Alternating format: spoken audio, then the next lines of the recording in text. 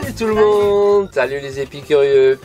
Voilà, c'est la deuxième partie du sud marocain et on a fait des visites d'un point qui est Amtoudi. Oui, avec des agadirs qui sont en fait des espèces de greniers fortifiés. Eh bien, on va les découvrir ensemble dans la vidéo qu'on va vous présenter ici. Et puis, à Amtoudi, on a fait quand même une belle randonnée. Ouais, pour remonter à la source de l'Oued, c'était joli. Ouais, des belles gorges, on va vous montrer ça aussi. Et puis après ça, on a repris la route. En fait, ce qu'on ne vous a pas encore dit, c'est que en partant de la plage Blanche et Guelmine, sur laquelle on s'est arrêté dans l'étape précédente, eh ben, en fait, on avait déjà une panne. Une panne récurrente malheureusement qui nous a quand même permis d'arriver jusqu'à Amtoudi. Et après la visite d'Amtoudi, on a décidé, puisque Amtoudi c'est un tout petit village au fond d'une gorge, de reprendre la route pour aller à Tata et voir si on trouvait une solution à Tata. Tata, c'est une jolie palmeraie, c'était très original à voir avec les grenadiers, les dattiers. Voilà. Et c'est très verdoyant et donc on a fait une bonne visite qu'on va vous présenter. À la suite de ça, est-ce que on a pu réparer pendant notre séjour à Tata? Ah, c'est une question dont on va reparler tout à l'heure. Et bien maintenant, c'est parti. Si ce n'est pas encore le cas, n'oubliez pas de vous abonner, de mettre des commentaires, de mettre des likes. Merci, à bientôt.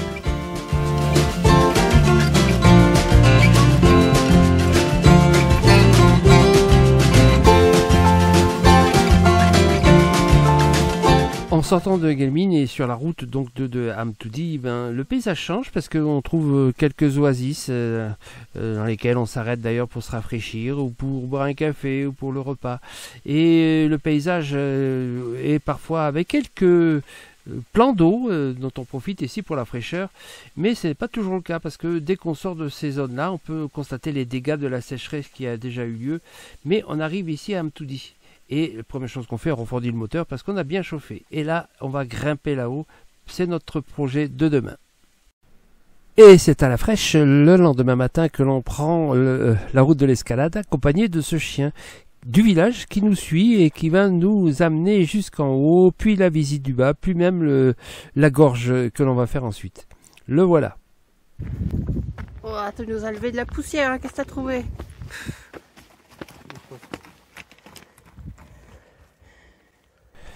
En fait, il n'a rien trouvé. Par contre, il a trouvé le chemin parce qu'il doit le faire avec tous les touristes qui se promènent dans le secteur.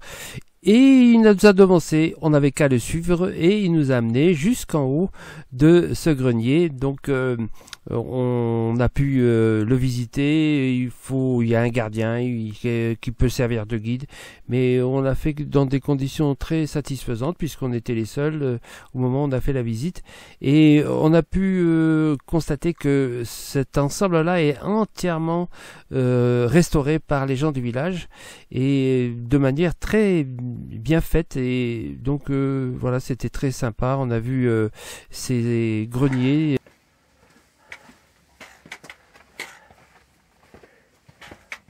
Ah, c'est des greniers où les gens venaient entasser leurs produits. Allez, on va y aller.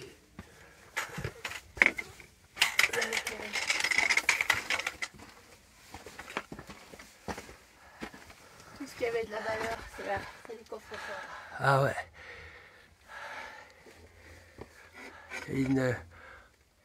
Avec des cases. Et on a à tous les étages. Il y en a là.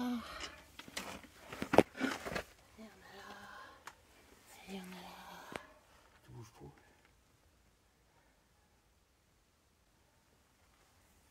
Parfois, ils pouvaient même produire du miel parce qu'on a trouvé des ruches assez particulières ici, dans ces cases-là, où on met des paniers pour récupérer ensuite le miel.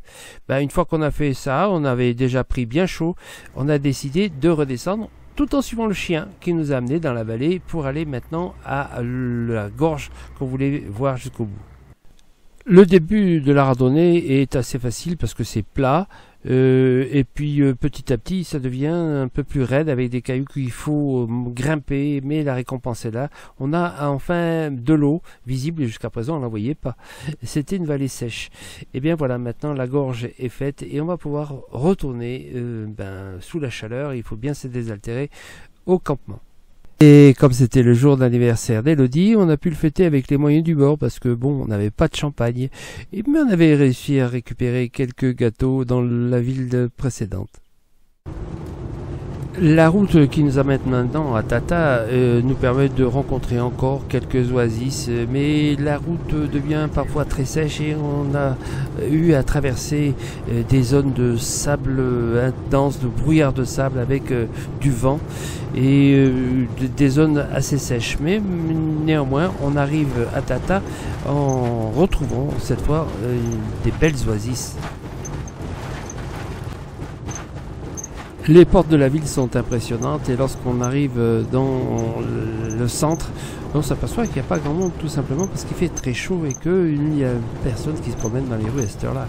Nous, on cherche le camping de Ali qu'on nous a recommandé et on y va en rencontrant d'ailleurs à nouveau des amis qu'on avait rencontrés auparavant à la plage Blanche. Et si nous sommes venus à Tata, c'est pour visiter la célèbre palmeraie qui s'y trouve et qui se trouve d'ailleurs de l'autre côté de la ville. Il faut traverser cette oued et se retrouver ensuite dans un petit village qu'on peut visiter et traverser pour aller dans la palmeraie.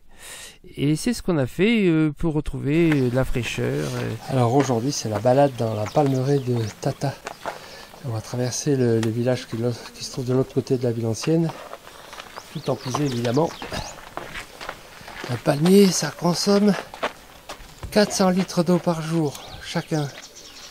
Pas évident en plein désert. Hein. Il y a quand même des jardins. Ici, c'est tout irrigué. C'est géré de manière collective, l'eau. Chacun a sa part. Il y a régulièrement des puits comme ça, avec des canaux de circulation d'eau. Je crois qu'on arrive à la palmeraie là. Regarde les rues du village.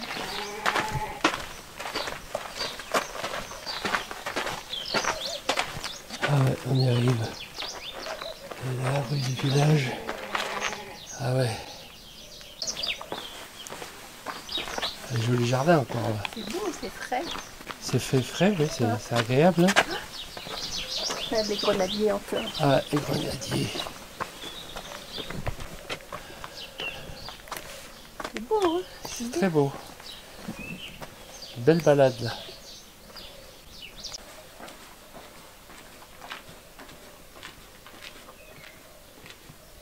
Et là, il reste quelques dates encore dans leur grappe. C'est des palmiers dattiers. Alors la date d'ici est spéciale, elle est pas du tout molle et tout, elle est bien dure. On aime bien nous. Elle est ferme.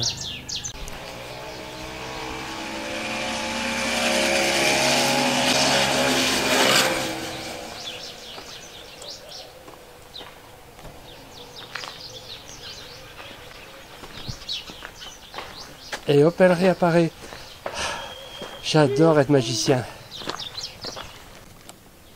Là, il y a plein de dates. Elles n'ont pas été ramassées. Pareil pour l'autre là-bas. Là, c'est bourré. Hein. Et c'est verdoyant comme c'est pas possible. J'ai mal imaginé qu'on est en plein désert. Les petits canaux. Et là, on a toute la circulation de l'eau. Vous voyez qu'elle est abondante hein, et claire. Alors, elle est distribuée un coup à droite, un coup à gauche. Là, elle ressort de là. Alors là, c'est fermé parce qu'il y a des heures d'ouverture et de distribution de l'eau, chacun sa part. Et ça va dans le jardin qui est là. Et là, il y a des canaux qui amènent l'eau ailleurs. Ça circule bien. Il y a beaucoup d'eau. En fait, à la taille, c'est la confluence de 3 oueds. Donc, ils ont de la chance, ils ont beaucoup d'eau.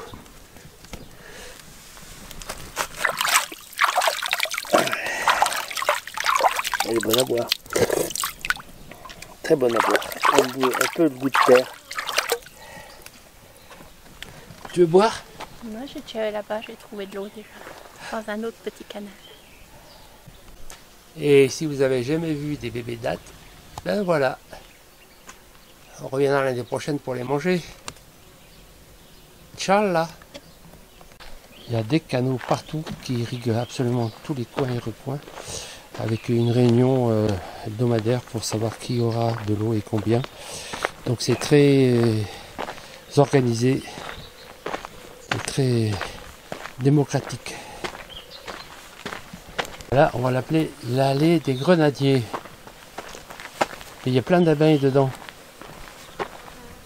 Ah, je les entends, mais je ne les vois pas, mais il y en a plein là-dedans. Ça grouille. Ça va faire du bon miel, hein?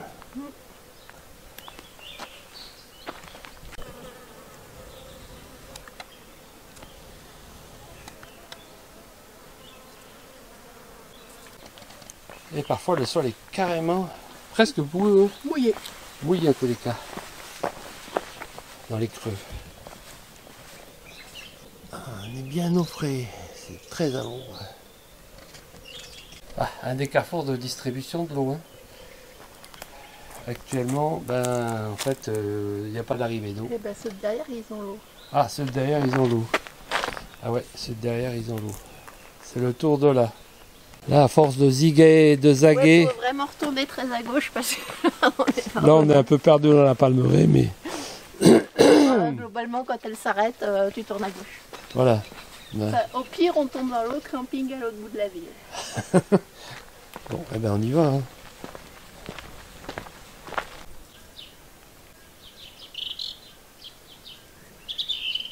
C'est hyper paisible.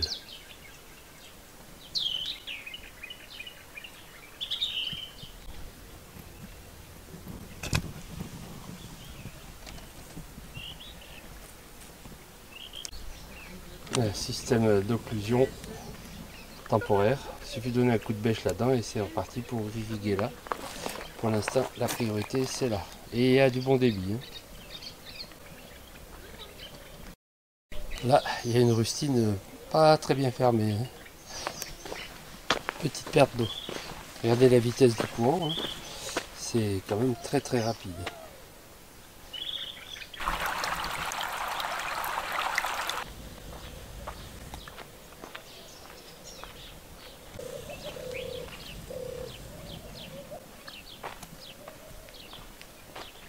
On a fini par sortir de la palmeraie et on va retourner maintenant dans la ville de Tata et retrouver le camping. On va traverser la ville, il y a tout un tas de magasins. Hier il n'y avait personne, je ne sais pas si maintenant il y aura plus de monde parce que en général ça s'anime plutôt en fin de journée. Ouais, le matin aussi. Le matin aussi, mais... Oui, c'est vrai, le matin aussi. On va voir. Dans les jardins, il faut pousser de la luzerne pour le bétail, j'imagine. Et aussi du blé. Hein. C'est quand même assez vert. Et bien... Et c'est une bonne production.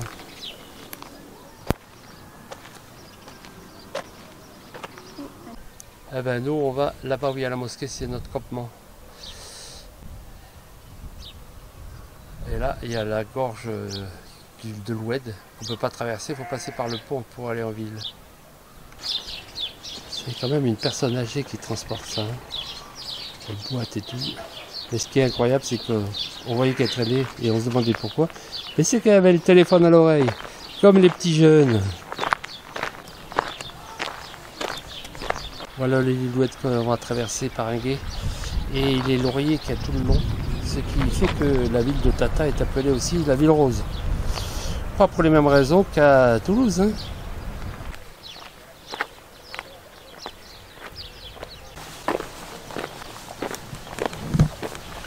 Bon, voilà l'Oued. Et c'est son débit principal. Hein. Donc il n'y a quand même pas beaucoup d'eau.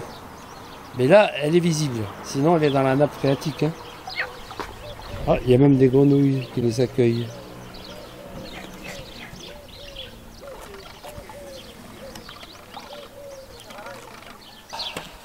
Allez, on y arrive. C'est la ville. Ça y est, cette fois on est en ville. On n'est pas grand monde quand même. Hein? Là encore dans le cœur.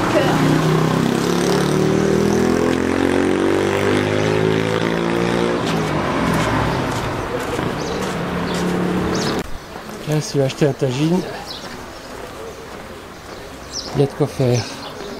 Bon là, les magasins sont fermés, hein, à l'évidence. Non. Là en face, ça, c'est tous des magasins fermés. Ah, ça, c'est un restaurant, ça sent bon en passant.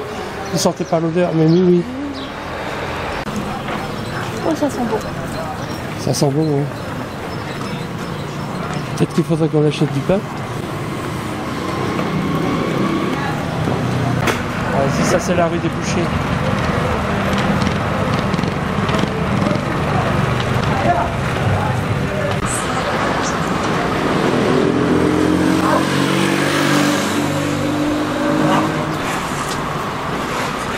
Ouais, si tu veux acheter un sarouel ou une...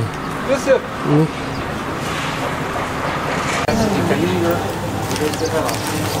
Allez.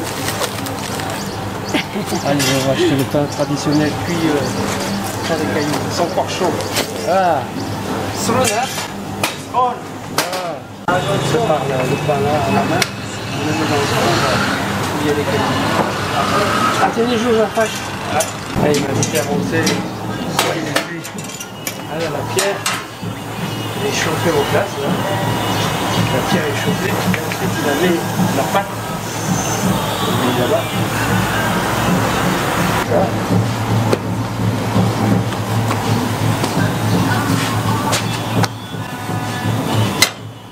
Aspetto. Ah? Ah. Putain, smooth. Proceed. Proceed. Alright.